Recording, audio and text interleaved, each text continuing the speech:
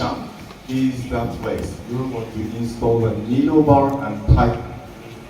And DB equals 1 and DB 5.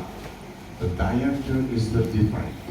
So if you insert the DB equals 5 into DB1 needle bar, it is impossible. And next one is the glue here.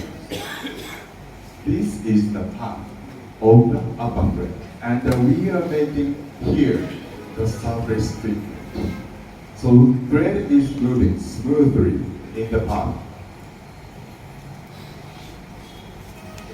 Here we call it the blade. Blade is a place we measure the needle size. And also this time we put so many inventions into the blade. Needle to be strong with the delicateness. The next one is the staff. This is very important part for the mechanics. Mechanic will adjust the timings in the staff. And needle eye. You have shown that how much smoothness we have in the needle eyes. And if you are going to reduce the needle size, the size of the needle eye is going to be smaller. So whenever the public cam breakage needle cut happens, when you're going to reduce the needle size, this eye is also going to be smaller. So the skip stitches or thread damage might be happen.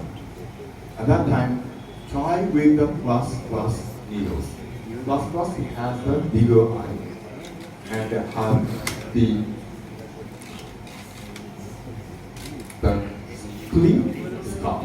The cream means the cream is tend to make the root bigger and stable.